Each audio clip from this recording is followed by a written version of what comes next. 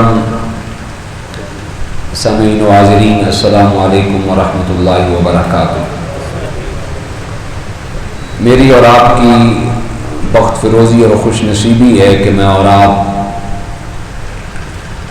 اللہ کے گھر میں جمعۃ المبارک کے یوم سعید میں نماز جمعہ کی ادائیگی کے لیے حاضر ہیں۔ اللہ پاک ہماری حاضری کو قبول فرمائے اور اس خطہ نور پر اپنا خاص رحمتوں اور برکتوں کا حصار نصیب فرمائے۔ آج 18 ذی القعدہ کی تاریخ ہے۔ آپ جانتے ہیں کہ آنے والا جو مہینہ ہے وہ ذی الحج کا مہینہ ہے، اور اس مہینے کی 8، 9، 10، 11 اور 12 تاریخ کو امت مسلمہ ایک اہم فریضہ ادا کرتی ہے جس کو حج کے نام سے عنوان کیا جاتا ہے۔ مبارکباد کے مستحق ہیں وہ لوگ جو اس سال اس اہم فریضے سے ہمکنار ہو رہے ہیں، حج بیت اللہ کی سعادت حاصل کر رہے ہیں۔ لاکھوں کی تعداد میں لوگ اس عظیم اجتماع میں شریک ہوتے ہیں۔ ہمارے اس خطہ نور پاکستان سے بھی حج کی فلائٹ کا جو آپریشن کا جو آغاز ہے وہ ہو چکا ہے۔ قسمت کے دھنی لوگ ہیں جن کے لیکھ میں اور جن کے حصے میں اور جن کے اعزاز میں اور جن کے نصیب یابی میں اللہ تعالیٰ نے یہ سعادت لکھی ہے۔ اور مجھے امید ہے، یقین و تیقن اور امید محکم ہے، جس بندے کے سینے میں، جس بندے کے دل میں آرزوئیں تڑپتی ہیں، خواہشات کا تلاطم بپا ہوتا ہے، اللہ اس کو اس خطہ نور کی زیارت سے ضرور سرفراز فرماتا ہے۔ اللہ تعالیٰ آپ کو مجھ سمیت اس عظیم وادی نور کی زیارت سے مالا مال فرمائے۔ آمین۔ میں نے مناسب سمجھا آج کے اس خطبہ میں مختصر ٹائم میں خانہ کعبہ کی تعمیر اور پھر حج کے آغاز کا نظام کیسے ہوا اس پر کچھ معروضات آپ کے گوش گزار کروں۔ ارشاد باری تعالیٰ ہوتا ہے، سورہ آل عمران ہے اور آیت نمبر 93 ہے، چوتھا سپارہ، اس کے آغاز میں یہ آیات ہیں، ان اول بیت وضع للناس، بے شک اللہ کی اس زمین میں جو پہلا گھر لوگوں کے لیے بنایا گیا، للذی ببکہ، وہ مکہ المکرمہ میں ہے،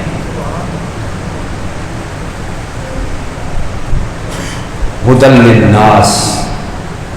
وہ بابرکت بھی ہے اور لوگوں کے لیے ہدایت کا سرچشمہ بھی ہے۔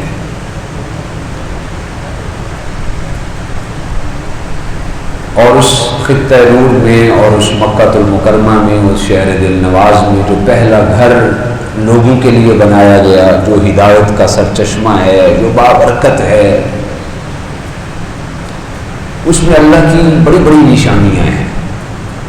فیہ آیات بینات، بڑی بڑی نشانیاں ہیں۔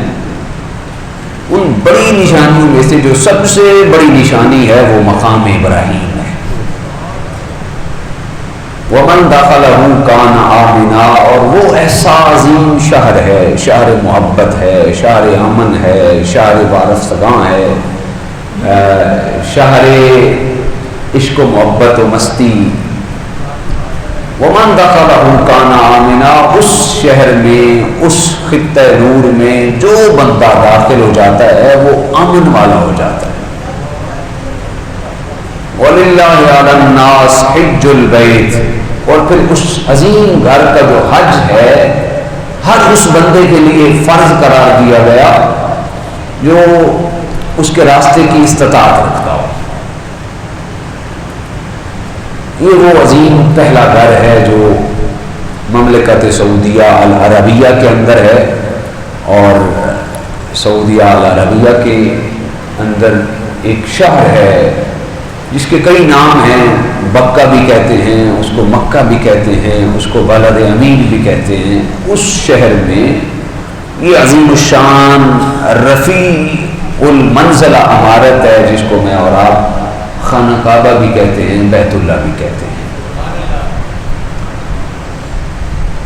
اور اس خطہ نور کی عظمت اسی رفیع الشان منزلہ عمارت کی وجہ سے ہے۔ امام ازرقی اخبار مکہ کے اندر لکھتے ہیں کہ اس عظیم الشان خطہ نور جو اس پوری کائنات کے سینٹر میں ہے اور پوری کائنات میں سب سے پہلے وہ مکان بنایا گیا اس دنیا آبوگیتی میں، جس کو خانہ کعبہ، بیت اللہ، خانہ کعبہ معظمہ کہتے ہیں، اس کے بالکل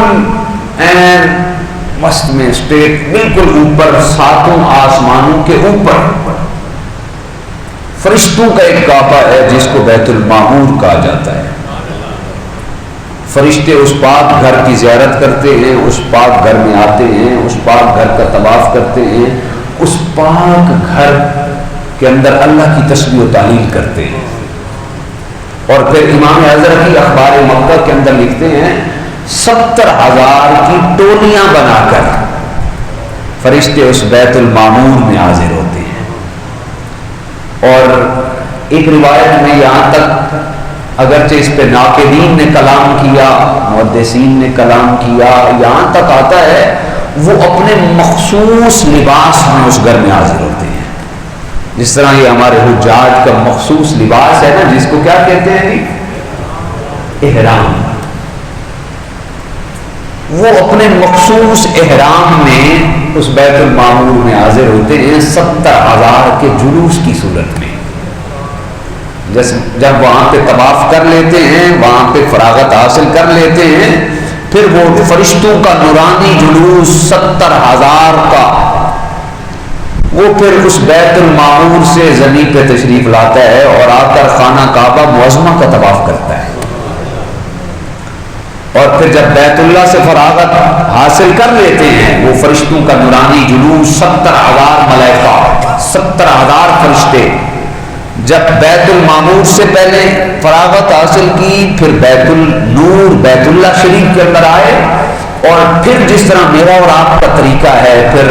اپنے اس سفر حج کی قبولیت کے لیے محبوب پاک کے روضہ اطہر پہ وہ حاضر ہوتے ہیں۔ یہ یوں سمجھے کہ یہ فرشتوں کا سفر حج ہے۔ یہ سفر جس طرح انسانیت کا یہ سفر حج ہے، یہ فرشتے 70,000 کا جلوس اپنے مخصوص لباس میں، اور پھر وہاں پہ حاضر ہو کے اخبار مکہ کے اندر امام ازرقی لکھتے ہیں، پھر حضور علیہ السلام کی بارگاہ میں، حضور کی دہلیز دل نواز پہ حاضر ہوتے ہیں، اور پھر ساتھ ہی یہ لکھتے ہیں کہ وہ جو 70,000 فرشتے صبح، 70,000 فرشتے شام کو آتے ہیں نا اس پاک روزے پہ، پھر زندگی بھر ان کی اور ڈپٹی نہیں ہے، ایک دفعہ آنا ہوتا ہے، پھر اور 70,000، پھر اور 70,000، ایک دفعہ آتے ہیں، ان کے نصیب اور اعزاز میں دوبارہ آنا مقصود نہیں ہوتا۔ یہاں تک امام ازرقی لکھتے ہیں کہ حضور علیہ السلام کے روضہ پاک پہ آتے ہیں، زیارت کرتے ہیں، اور آقا کائنات کی قبر منور پر اپنے پروں کو مس کر کے محبوب پاک کے فیض دل نواز کی خیرات حاصل کرتے ہیں۔ اور یہ وہ سفر ہے جو فرشتوں کا آج تک جاری و ساری ہے۔ آج بھی فرشتے بیت اللہ شریف کا طواف کرتے ہیں، بیت اللہ شریف کی زیارت کے لیے حاضر ہوتے ہیں۔ جب ہم قرآن مجید کے اندر جو آیت میں نے پڑھی، اس آیت کے سیاق و سباق میں دیکھتے ہیں، یا تاریخ کے اعتبار سے، قرآن مجید کی آیات کے اعتبار سے دیکھتے ہیں، تو جب بھی خانہ کعبہ کی تعمیر کی بات آتی ہے تو ہمارے ذہنوں میں خیال فوراً جناب سیدنا ابراہیم علیہ السلام کا آتا ہے۔ ایسے ہے کہ نہیں؟ لیکن تاریخ اور قرآنی آیات اس پہ آگاہ ہیں۔ جیسے میں نے یہ آیت پڑھی، سب سے پہلا گھر اس کائنات میں وہ خانہ کعبہ بنایا گیا، اور یہ اس وقت کی بات ہے جب جناب حضرت سیدنا آدم علیہ السلام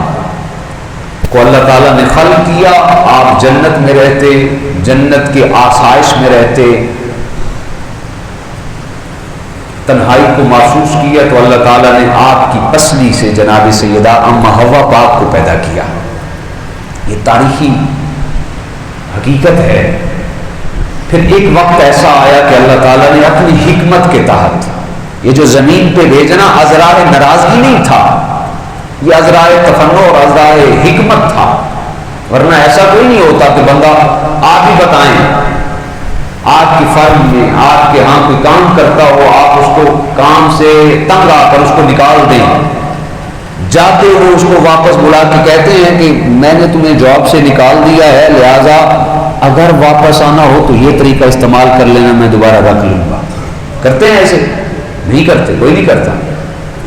تو یہ ناراضگی کے طور پر جنت سے واپس بھیجنا نہیں تھا، یہ اللہ کی حکمت تھی، یہ شہر کو آباد کرنا تھا، محبوب پاک کی امت کو آباد کرنا تھا، اور اپنے گھر کی آبادی سب سے پہلے مقصود تھی۔ اللہ پاک نے جب پھر آدم علیہ السلام کو اور پوری کائنات کو جنت کے اندر جتنی اشیاء تھی سب کو کہا نا جنت سے چلے جاؤ، تو ساری کائنات کی اشیاء چلی گئی، حتیٰ کہ جنتی پھل، جنتی خدام، جنتی حوریں، یہ سارے چلے گئے۔ جناب آدم علیہ السلام اور جناب سیدہ ام حوا پاک بھی جب ساری لوگ واپس آئے، ساری مخلوقات آئیں، تو جناب آدم کو اللہ پاک نے فرمایا اے آدم جا رہے ہو، یہ وظیفہ کرتے رہنا،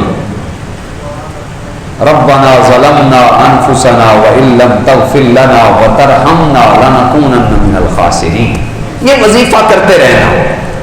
ایک وقت آئے گا ہم تمہیں دوبارہ بلا لیں گے۔ جناب آدم 200 سال بلکہ 300 سال تک، پھر اس وقت یہ متحدہ ہندوستان تھا، کوئی پاکستان، بھارت، بنگلہ دیش یہ تو تھا نہیں، ہندوستان کی سرزمین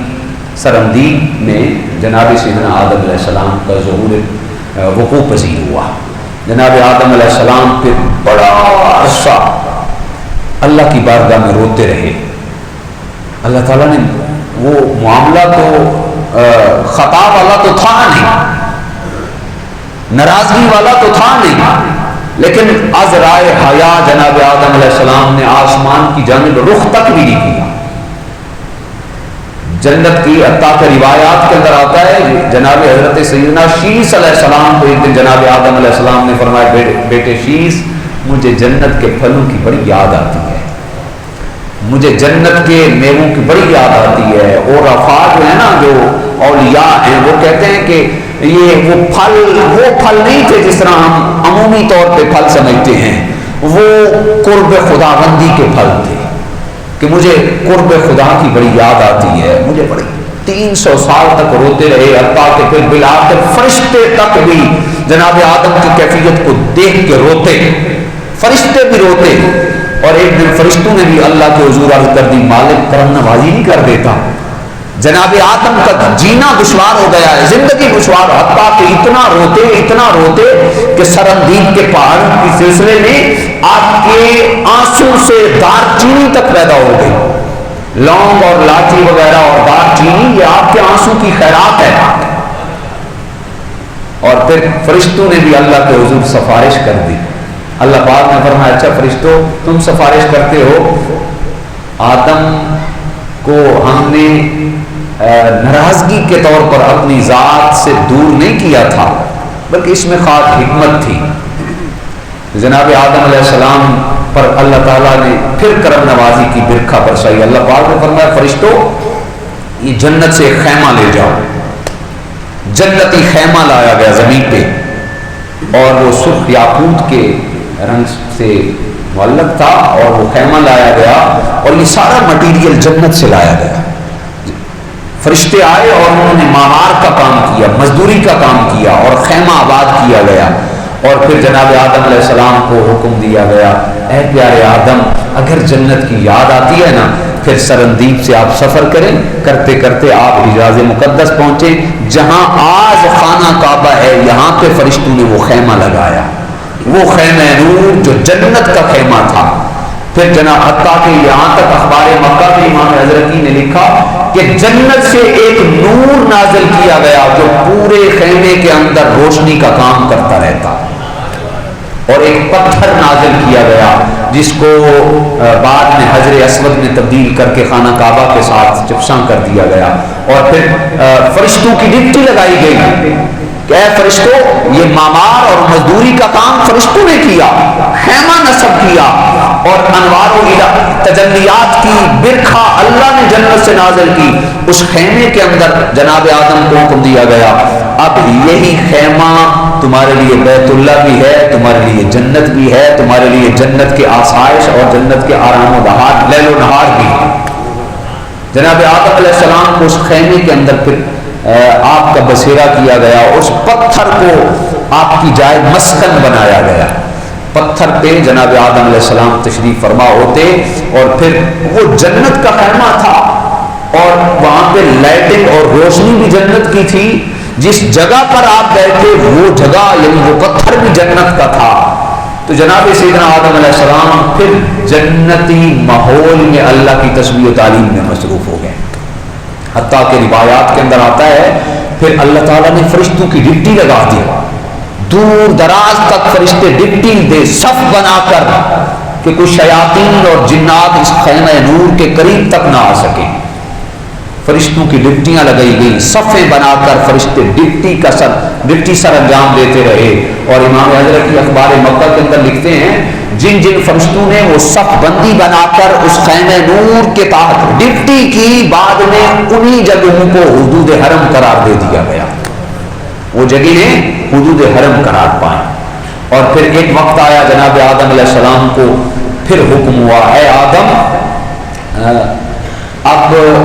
جناب حضرت سیدہ حاجرہ پاک بھی وفات کے میدان میں آپ کے ساتھ ملاقات ہو چکی تھی، پھر اللہ پاک نے حکم دیا کہ اب اس میرے عظمت والے گھر کو جس کی پہلی بنیاد فرشتوں نے وہ جنتی مٹیریل سے وہ خانہ کعبہ بنا جنتی خیمے کے تحت، پھر جناب آدم علیہ السلام کو حکم ہوا کہ اے پیارے آدم اب گارے اور پتھروں کے ساتھ میرے گھر کی تعمیر نو کرو۔ جناب سیدنا آدم علیہ السلام نے پھر دوسری بنا کی، جناب آدم نے اور جناب سیدہ اماں حوا پاک نے مل کر اس گھر کو بنایا، جس طرح جناب اسماعیل علیہ السلام نے مزدوری کا کام کیا، اسی طرح اماں حوا پاک نے اس گھر کی تعمیر بنیادوں میں اماں حاجرہ پاک نے اسی طرح مزدوری کا کام کیا، جس طرح جناب ابراہیم علیہ السلام نے وہاں پہ معمار کا کام کیا، ادھر جناب وہی کام جناب سیدنا آدم علیہ السلام نے وہی کام کیا۔ اور پھر جہاں پہ آج خانہ کعبہ ہے یہاں پہ یہ دوسری بنیاد، دوسری بنا جناب سیدنا آدم جناب سیدہ اماں حوا پاک نے رکھی، اور اس کے قریب ہی جو آباد ہو کے آئے جبل ابو قبیس ہے، جبل ابو قبیس کے اس کے تحت ہی وہ خاندان بنو ہاشم کا وہ قبیلہ آباد تھا، اور وہیں پر وہ جگہ نور بھی موجود ہے جہاں میرے آقا رحمت کائنات صلی اللہ علیہ وسلم کی ولادت باسعادت ہوئی، اور پھر اسی جبل ابو قبیس کے دامن میں جناب سیدنا آدم علیہ السلام اور جناب سیدہ اماں حوا پاک کا وصال ہوا، اور ان کے مزارات بھی وہی ہیں، جبل ابو قبیس کی تاریخ یہی بتاتی ہے۔ اور اخبار مکہ کے اندر امام ازرقی نے، اسی طرح علامہ سمہودی نے اخبار الاخبار کے اندر اور دیگر تاریخ دانوں نے اور محدثین نے یہی لکھا۔ پھر ایک وقت آیا کہ جناب سیدنا آدم علیہ السلام کی وہی جو بنا چل رہی تھی اس کو جناب سیدنا شیس علیہ السلام جناب آدم علیہ السلام کی موجودگی میں جناب سیدنا شیس علیہ السلام نے اس کو تھوڑا سا وسیع کیا، یہ تیسری بنا تھی، حتیٰ کہ پھر وہ وقت چلتا رہا، جناب حضرت سیدنا ادریس علیہ السلام بھی تشریف فرما ہوئے، اور روایات کے اندر یہی ملتا ہے کہ 380 سال جناب سیدنا ادریس علیہ السلام نے جناب آدم علیہ السلام کی حیات میں پائے، 380 سال جناب آدم بھی موجود تھے، جناب سیدنا ادریس علیہ السلام نے 380 سال جناب آدم کی حیات پاک کے اندر گزارے، پھر جناب آدم کا وصال ہوا، پھر جناب ادریس علیہ السلام کا وصال ہوا، وہی بنا جو تیسری جناب شیس علیہ السلام کی تھی وہ چلتی آئی حتیٰ کہ جناب نوح علیہ السلام تک۔ پھر جب طوفان نوح آیا تو اللہ تعالیٰ نے اس بنا کو اس کمرہ نور کو، اس کمرہ محبت کو، اس خطہ نور، اس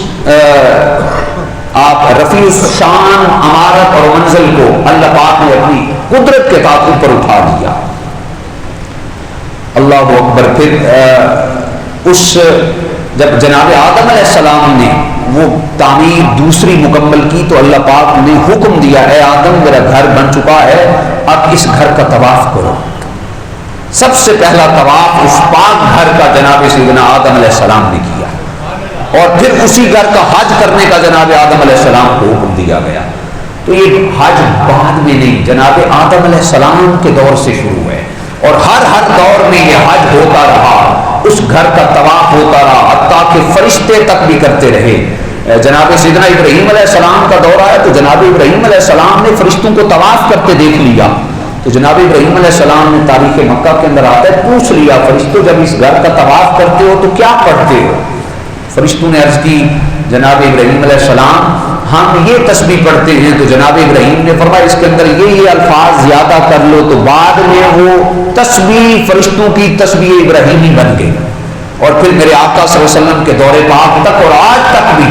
فرشتے بھی اس گھر کا طواف کر رہے ہیں۔ حضور علیہ السلام نے ایک موقع پہ فرمایا، مشکات المصابیح اور دیگر حدیث کی بکس کے اندر یہ حدیث ہے، حضور علیہ السلام کی بارگاہ میں جناب جبریل پاک حاضر ہوئے تو حضور علیہ السلام نے دیکھا جناب جبریل نے نا سر پہ اپنا گرین پٹی باندھی ہوئی تھی، اور اس پہ گرد و غبار تھا بتقاضائے،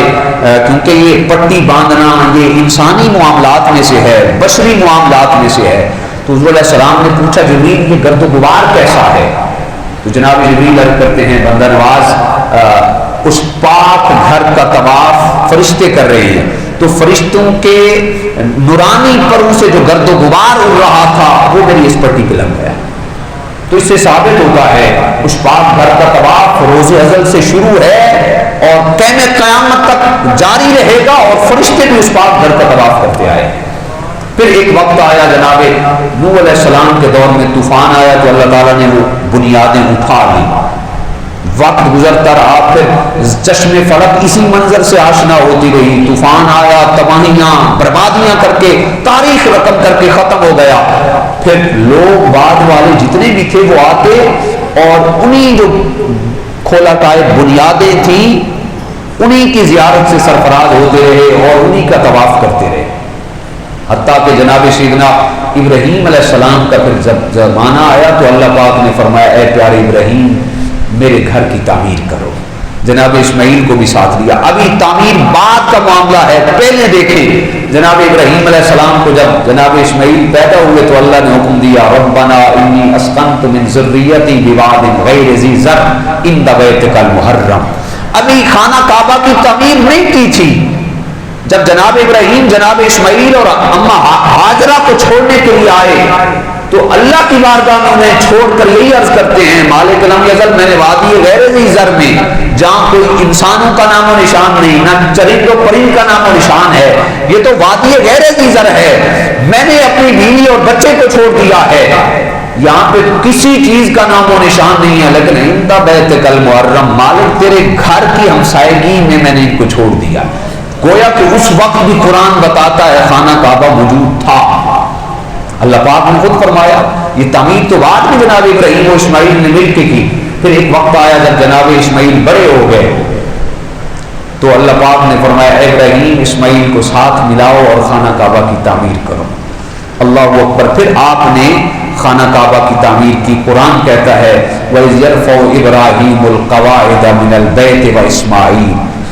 کہ جب جناب ابراہیم علیہ السلام اور جناب اسماعیل خانہ کعبہ کی بنیادوں کو دیواروں کو کھڑا کر رہے تھے، بنیادیں بنا رہے تھے، ساتھ ہی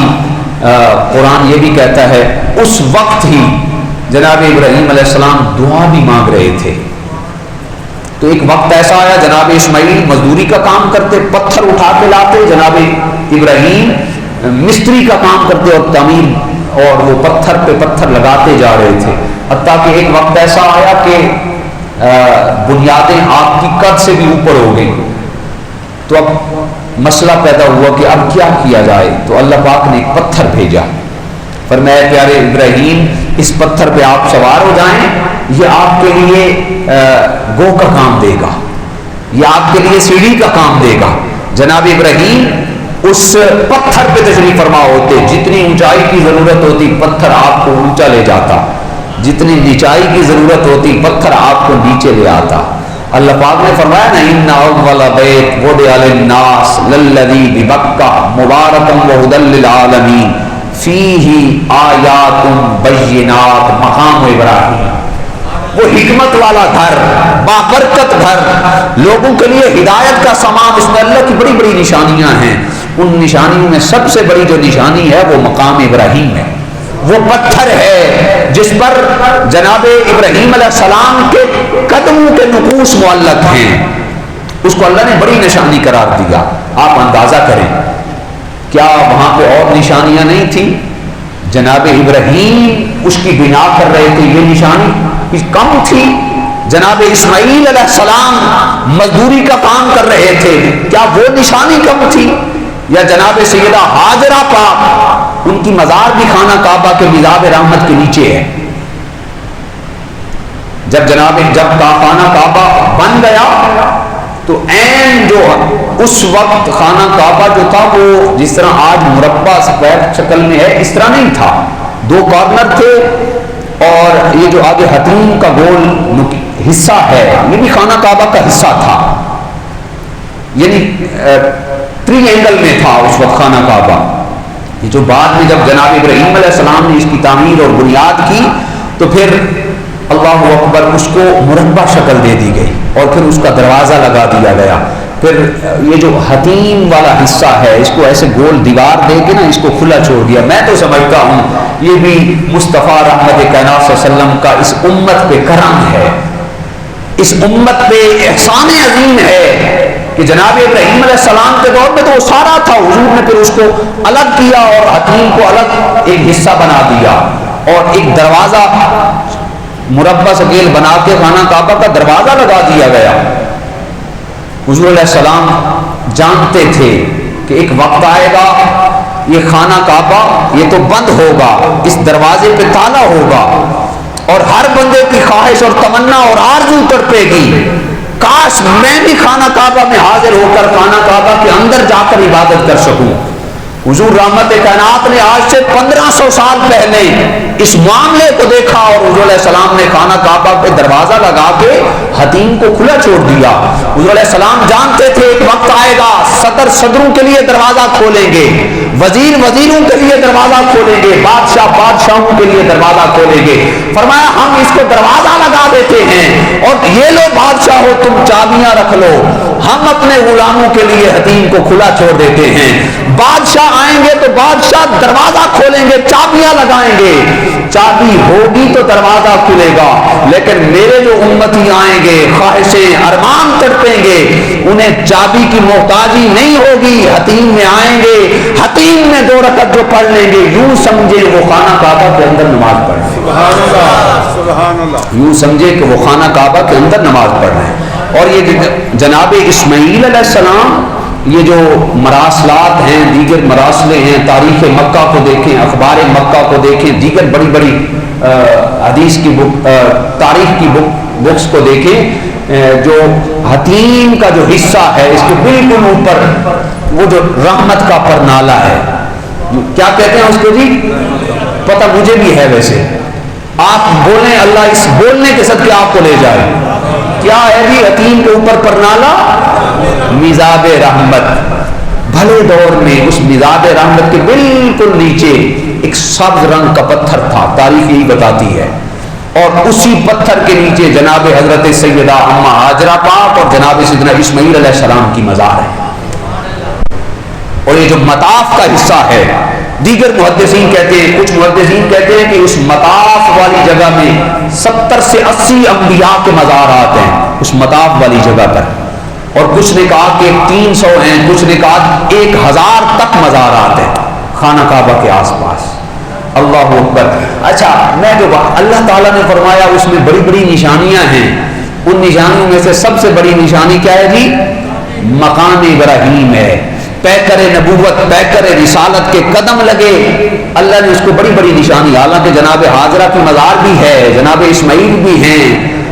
زمزم بھی ہے، دیگر معاملات بھی ہیں، لیکن اللہ فرماتا ہے سب سے بڑی نشانی یہ ہے جس کو مقام ابراہیم کہتے ہیں۔ کیوں؟ ٹھیک ہے، وجہ اعزاز ایک یہ بھی ہے کہ اس میں اس پتھر پہ جناب ابراہیم کے قدم ہیں، یہ بھی ایک وجہ اعزاز بن سکتی ہے۔ دوسری وجہ اعزاز یہ بھی بن سکتی ہے کہ اس پتھر پر کھڑے ہو کر خانہ کعبہ کو بنایا گیا۔ لیکن جو بات میں آپ تک پہنچانا چاہتا ہوں، اپنے اساتذہ کے محدثین کے قیمتی موتیوں میں سے جو بات آپ تک پہنچانا چاہتا ہوں، وجہ اعزاز یہ نہیں ہے کہ اس پہ جناب ابراہیم کے قدم ہیں۔ اگر دیکھیں، اگر وجہ اعزاز جناب ابراہیم کا قدم ہوتا، سب سے بڑی نشانی قرار دیا، تو جناب ابراہیم کے تو کئی وہاں پہ رہتے ہی جناب ابراہیم تھے، پہاڑی دور میں کئی ہزاروں پتھر تھے جن پہ جناب ابراہیم کے قدم لگے، لیکن وہ تو اللہ کی نشانی قرار نہیں پائے۔ اللہ اکبر، علماء نے لکھا اس کا وجہ اعزاز یہ ہے، سب سے بڑی نشانی قرار دیا مقام ابراہیم کو، جناب ابراہیم کے قدم بھی ہیں، خانہ کعبہ کو بھی بنایا، لیکن جو وجہ اعزاز ہے وہ یہ ہے، علماء کہتے ہیں وہی پتھر تھا، وہی عظیم الشان پتھر تھا جس پر کھڑے ہو کر جب خانہ کعبہ بنا رہے تھے، خانہ کعبہ کی بنیاد کے دوران اپنی زبان سے دعا بھی مانگ رہے تھے، مالک لم یزل، یہ خانہ کعبہ میں تو جانتا ہوں یہ وادی غیر ذی زر ہے، لیکن میں جانتا ہوں تو یہاں اپنا گھر کیوں بنوا رہا ہے، حالانکہ عراق تہذیب کے اعتبار سے سب سے پرانا تھا، لوگوں کی آبادیاں موجود تھیں، فلسطین تھا، دیگر علاقہ جات تھے، یہ تو وادی غیر ذی زر تھا، یہاں پہ تو کوئی بھی نہیں تھا، لیکن جناب ابراہیم عرض کرتے ہیں مالک میں جانتا ہوں تو یہاں پہ اپنا گھر کیوں بنوا رہا ہے۔ وہ جاننا اور پہچاننا، جناب ابراہیم اس پتھر پہ کھڑے ہو کے عرض کرتے ہیں ربنا وبعث فیہم رسولا، مالک لم یزل، اس پتھر اور اس خانہ کعبہ اور اس اپنے گھر کو تیرا بنانے کا مقصد فقط یہی ہے کہ اس خطہ نور نے تیرے محبوب پاک کی جائے ولادت گاہ بننا ہے۔ تو علماء کہتے ہیں اس نشانی کو اللہ نے سب سے بڑی نشانی اس وجہ سے قرار دیا کہ اس پتھر پر کھڑے ہو کر جناب ابراہیم علیہ السلام نے جناب رسالت ماں کی آمد کی دعا کی تھی۔ اللہ تعالیٰ نے فرمایا جس پتھر پہ کھڑے ہو کر تو نے میرے محبوب کو مجھ سے مانگا ہے، میں اس پتھر کو کائنات عالم کی بڑی نشانی میں سے بڑی نشانی قرار دیتا ہوں۔ اندازہ کریں جس پتھر پر کھڑے ہو کر محبوب کو مانگا گیا، اللہ فرماتا ہے وہ تو کائنات میں سب سے بڑی نشانی ہے، تو اندازہ کریں محبوب پاک اس کائنات میں میرے مصطفیٰ کی کتنی بڑی نشانی ہوں گے۔ جناب ابراہیم علیہ السلام عرض کرتے ہیں مالک مجھے وہ عظمت والا رسول، اس کے اظہار کے لیے تو یہاں پہ اپنا گھر بنوا رہا ہے، اس کی ربوبیت کے لیے، اس کی عقیدت کے لیے یہاں پہ اپنا گھر بنوا رہا ہے، مالک میں اور کچھ نہیں مانگتا، مزدور کی مزدوری ہوتی ہے، اور کچھ نہیں مانگتا، مزدور کی مزدوری میں مجھے یہ عطا فرما، اس پیارے محمد کو میری اولاد میں عطا فرما، میری ذریت میں انہیں محفوظ فرما، جب زمانہ ان کا نام جانے گا، جب زمانہ ان کا نام دے گا تو کہے گا، جب زمانہ میرا نام لے گا محبوب پاک کے سامنے تو پھر کہے گا جناب ابراہیم محمد کے دادا جان ہے، پھر جب محبوب پاک میرا ذکر اپنی زبان سے کہیں گے تو اپنے جد کی حیثیت سے نام لیں گے، تو میں اس بات کو پسند کرتا ہوں، مزدوری یہی مانگتا ہوں کہ مجھے مصطفیٰ کریم کا دادا جان بنا دے۔ اور پھر اللہ تعالیٰ نے یہ دعا اتنی مقبول کی، اور پھر جب خانہ کعبہ بن گیا پھر اللہ پاک نے حکم دیا اے ابراہیم ہم نے آپ کی دعا کو قبول کیا، خانہ کعبہ بنانا تمہارا کام ہے، اس کو بنانا اور اس کو بسانا میرے محمد کا کام ہے۔ پھر جب خانہ کعبہ بن گیا تو جناب ابراہیم کو حکم دیا گیا اب اعلان کرو دور و نزدیک سے آنے والوں آؤ اس گھر کی زیارت کرو، اس گھر کا حج کرو۔ جناب ابراہیم عرض کرتے ہیں مالک میری آواز کو کون سنے گا، میں تو پہاڑوں کے سنگم میں ہوں، یہاں پہ کوئی آبادی نہیں، کوئی کچھ نہیں۔ فرمایا آواز دینا تمہارا کام ہے، اس آواز کو 4 دانگ عالم میں پہنچا دینا یہ رب خلیل اور رب محمد کا کام ہے۔ پھر قسمت کے دھنی تھے وہ لوگ جنہوں نے اس آواز پہ لبیک کہا آج وہ اس طرف اس خطۂ نور کی طرف عازم سفر ہیں، کچھ پہنچ چکے ہیں، کچھ تیاری میں ہیں، کچھ جانے والے ہیں، کچھ راستے میں ہیں۔ اللہ دعا کریں مالک لم یزل ہمارا بھی ایسا سلوک بنائے، ہمارے اعزاز میں بھی ایسا وقت آئے، وہ لمحات نور آئیں، وہ خطۂ نور اور وہ ساتیں اور وہ لمحات آئیں، اللہ ہمیں بھی اس بارگاہ کا عازم بنائے، اس بارگاہ کا مسافر بنائے۔ وآخر دعوانا